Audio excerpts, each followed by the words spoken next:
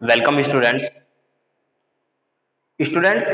आज हम अपने मैथ्स का चैप्टर नंबर 4 डिटर्मिनेंट्स, जिसको हिंदी में सारणिक बोलते हैं, स्टार्ट करते हैं।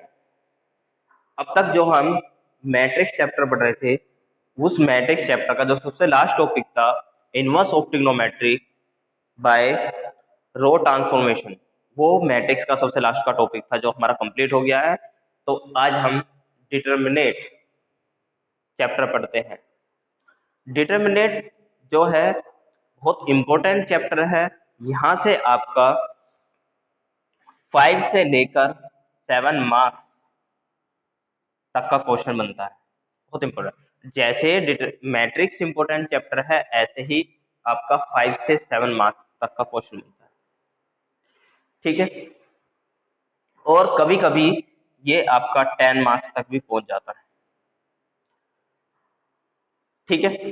तो अपने आप में बहुत इंपॉर्टेंट चैप्टर है according to marks and according to आपके जो है कॉम्पिटिटिव एग्जाम के बेस पर।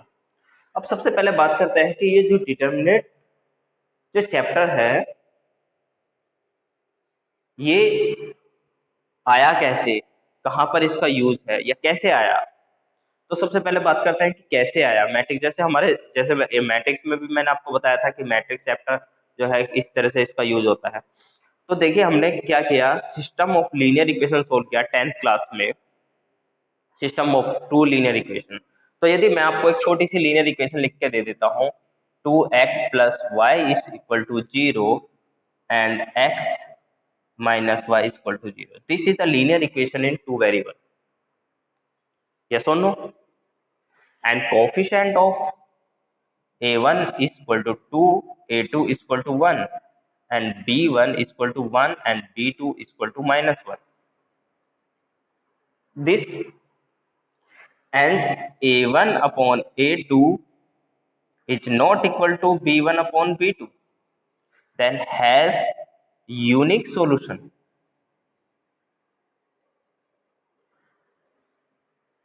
अब जो हमारे पास लीनियर इक्वेशन टू वेरिएबल है, उसमें हमने देखा कि a1 a2 b1 b2 तो जो है आपस में इक्वल नहीं आ रहे हैं, तो इसका मतलब सिस्टम के पास कैसा है, यूनिक सॉल्यूशन। यूनिक सॉल्यूशन है तो वो सॉल्यूशन तो होना चाहिए। सॉल्यूशन क्या है, यदि इन दोनों को सोल्व करता हूं मैं, तो यहां से देखा x equal to y, x किसके इक्वल है, y के, पुट इन फर्स्ट। तो यहाँ पर y की जगह तो ये हो जाएगा 3x equal to 0, this implies x equal to 0, x equal to 0 then y equal to 0, यानी यूनिक सॉल्यूशन है 0 0, ठीक है। अब तो इससे डिटरमिनेंट का क्या लेना देना, डिटरमिनेंट कैसे आया, ये तो है आपका 10th क्लास का जो मैंने आपको बताया। अब डिटरमिनेंट की a1x plus b1y equal to 0 and a2x plus b2y equal to 0. a1x equal to minus b1y and a2x equal to minus b2y. a1 upon a2 minus b1y upon 2y, यानी a1 upon a2 equal to b1 upon b2, क्योंकि minus से minus cancel, y से y cancel हो जाएगा। Cross multiply करता हूं तो a1 b2 b1 a2 and a1 b2 minus b1 a2 equal to 0, यानी a1 b2 minus b1 a2 का जो डिफरेंस है वो किसके इक्वल आ रहा है, 0 के इक्वल आ रहा है। तो यहां से हमें अब डिटरमिनेंट का क्या है कि यदि हम इसके जो लीनियर इक्वेशन है इसके कोफिशिएंट का एक डिटरमिनेंट बनाते हैं, जिसको हम डिनोट करते हैं इससे,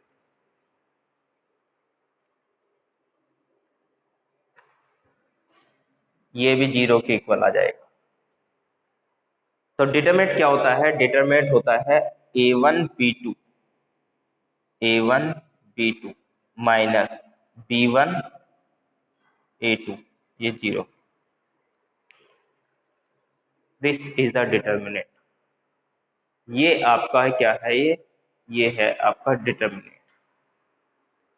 2x2 मैट्रिक्स का जो ऑर्डर है और 2x2 ऑर्डर का जो डिटर्मिनेंट है वो आपका ये, और इसको सोल्व कैसे करते हैं, a1 b2 minus b1 a2, इस तरीके से सोल्व करते हैं।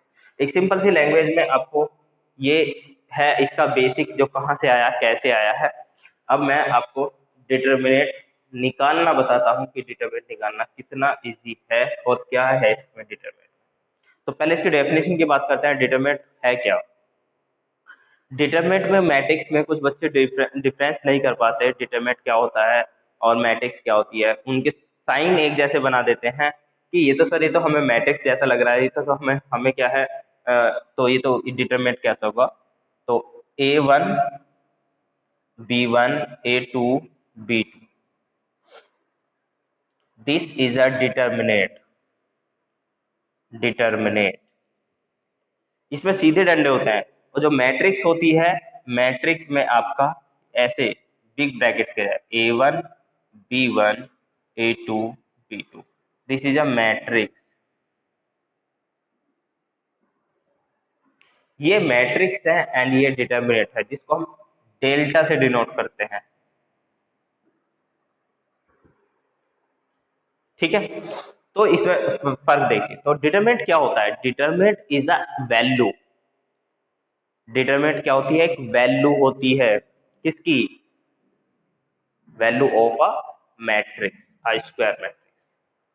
मैट्रिक्स क्या है, मैट्रिक्स के अंदर ये वैल्यूज है बहुत सारी, लेकिन डिटरमिनेंट में ये वैल्यूज नहीं है, ये क्या है, एक पूरी वैल्यू जो है ये सिंगल एक नंबर है, सिंगल नंबर। डिटरमिनेंट जो है ये एक सिंगल नंबर होता है किसी मैट्रिक्स का। डिटरमिनेंट क्या होता है, एक सिंगल नंबर होता है मैट्रिक्स का। तो determinant is a value of a square matrix, ठीक है। तो ये आपको समझना है कि एक सिंगल नंबर होता है।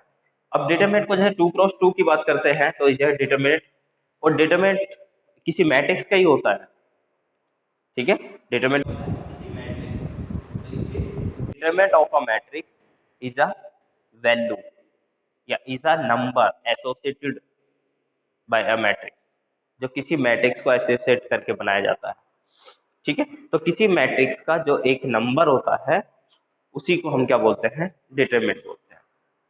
तो जैसे मैं अभी आपको 2x2 की बात कर रहा था, तो 2x2 के लिए क्या है कि आपको एक 2x2 का डिटरमिनेंट मिलेगा, टू ऑर्डर का डिटरमिनेंट मिलेगा, या आपको मैट्रिक्स मिलेगी उसका डिटरमिनेंट बोल देगा, वर्ड में बोल सकता है वो। उसने कहा कि if A is the matrix A and find the determinant, तो आप क्या करोगे, मैट्रिक्स का साइन हटा कर डिटरमिनेंट बना दोगे।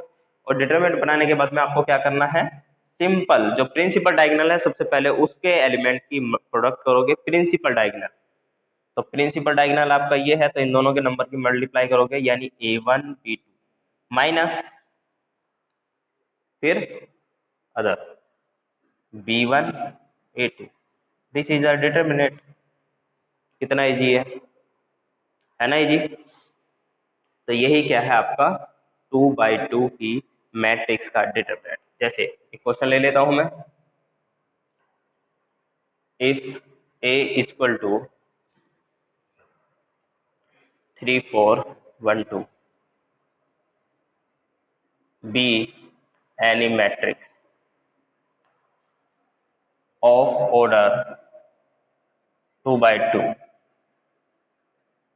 फाइंड ए डिटरमिनेंट, ठीक है। ये ए डिटरमिनेंट का साइन है, कहीं पर हमारे पास डिटरमिनेंट ए आ जाता लिखा हुआ, कहीं पर आपके पास ए डिटरमिनेंट लिखा हो जाता है। तो बहुत सिंपल सा है solution, a determinant is equal to 3 1 और 2, डिटरमिनेंट के साइन में चेंज कर लिया, ठीक है। अब निकालते हैं डिटरमिनेंट, इसकी इधर मल्टीप्लाई 3 2 जा 6, या 3 इंटू 2 माइनस 4 इंटू 1, 3 2 जा 6 माइनस 4 दिस 2 आंसर है। या इसी टॉपिक, कोई भी कुछ भी प्रॉब्लम नहीं है, डिटरमिनेंट इज वेरी बहुत वेरी वेरी सिंपल टॉपिक, ठीक है। तो ये था आपका 2x2 मैट्रिक्स का डिटरमिनेंट से टॉपिक, ठीक है। अब यदि मैट्रिक्स आपके 3x3 की आ जाए तब क्या करेंगे, चलिए उससे भी रिलेटेड उसको एग्जाम्पल समझते हैं कि जनरल सॉल्यूशन निकालेंगे तो थोड़ा सा कॉम्प्लिकेटेड बनेगा, थोड़ा सा बड़ा बनेगा। तो देखिए 3/3 के लिए कैसे करते हैं। ठीक है, इसको नोट करना हो तो आप कर सकते हैं। ठीक है, वीडियो को रोककर आप इसको नोट कर सकते हैं।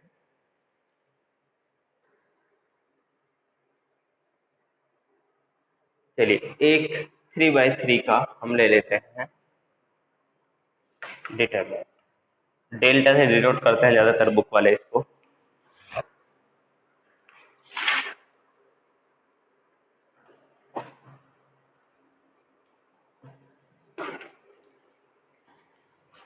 One one one 5 - 3 1 7 4 -2।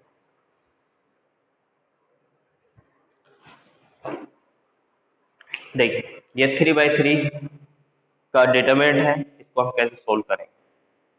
तो दरअसल 3/3 का जब सोल्व करते हैं तो उसमें आपको कुछ चीजें सोचनी पड़ेगी कि हम, क्योंकि इसमें 3 रो है, किस रो और 3 ही कॉलम है।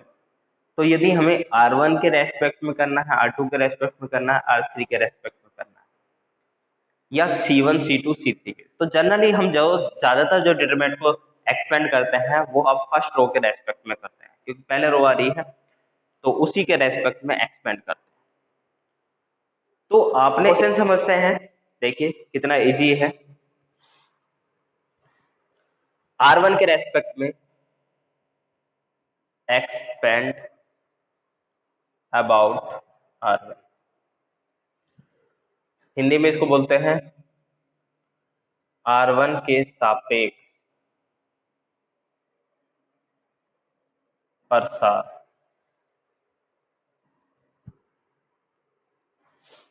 करते हैं भाई, R1 के रेस्पेक्ट में प्रसार करते हैं इसका। तो सबसे पहले फर्स्ट एलिमेंट आपका 1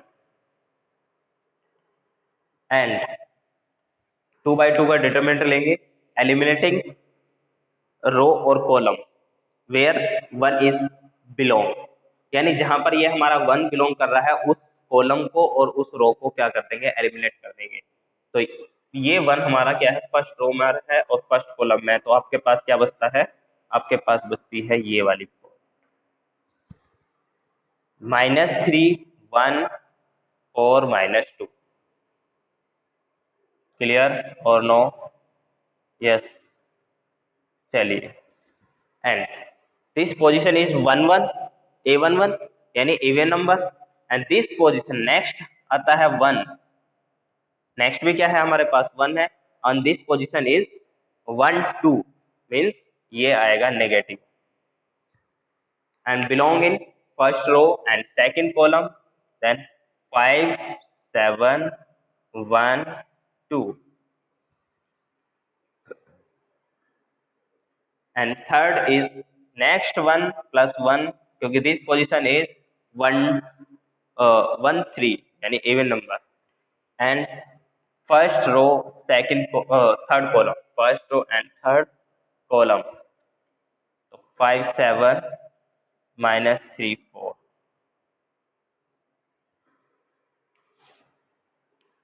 एंड 2 क्रॉस 2 की का डिटरमिनेंट जो है उसको हम क्या कर लेते हैं, उसको इजीली सोल्व कर लेते हैं। अभी थोड़ी देर पहले आपको 2 क्रॉस 2 का डिटरमिनेंट सोल्व करना सिखाया है। चलिए देखते हैं। 1, इसकी प्रिंसिपल डायगोनल के अकॉर्डिंग -3 इंटू -2 यानी 6, फिर -4 मिलेगा 4 एंड एंड -1, 5 2 जा 10 -7 प्लस 20 माइनस और 7 3 जा 21 यानी ये आपका प्लस का हो जाएगा। ठीक है, इतने बेसिक कैलकुलेशन तो आपको पता है, बहुत इजी है। 6 - 4 2 and 10 - 7 3 with negative sign and plus 41, this solve is 40, इसको सोल्व करके कितना आ गया आपका पास 40 आ गया। तो 3/3 का जो डिटरमिनेंट है बहुत इजी था कॉन्सेप्ट, ये कोई ज्यादा टफ आपके पास कॉन्सेप्ट नहीं था। तो इस तरीके से हम डिटर्मिनेट, जो आपकी एनसीईआरटी या आपकी नगीन पब्लिकेशन की जो भी आपके पास बुक है, उसके फर्स्ट एक्सरसाइज के क्वेश्चन आप डिटरमिनेट के आप कर सकते हैं। इसमें एक छोटी सी बात और बता देता हूँ, जैसे यदि आपके पास दो मैट्रिक्स इक्वल है, if A equal to B, then their corresponding elements are equal and order is same। लेकिन यदि आपके पास दो डिटरमिनेंट इक्वल आ जाए, तो यदि दो डिटरमिनेंट इक्वल रहे तो उनको आपको कॉरस्पॉन्डिंग एलिमेंट नहीं लेना है, आपको उनको सोल्व करना है। और सोल्व करने के बाद में, क्योंकि एक दो क्वेश्चन है ऐसा कि उसमें आपको बोल दिया कि determinant 2 4 x is equal to this determinant, तो कुछ बच्चे करेंगे कि x is equal to this. नहीं, ये मैट्रिक्स का कॉन्सेप्ट है, डिटरमिनेंट के कॉन्सेप्ट में आप इस डिटरमिनेंट को सोल्व करोगे एंड इस डिटरमिनेंट को सोल्व करोगे, और दोनों को इक्वल लेकर तब x की वैल्यू फाइंड करना। ठीक है, मिलते हैं नेक्स्ट वीडियो में डिटरमिनेंट की प्रॉपर्टी के साथ में। फर्स्ट एक्सरसाइज को आप कंप्लीट कीजिए। ठीक है, थैंक यू।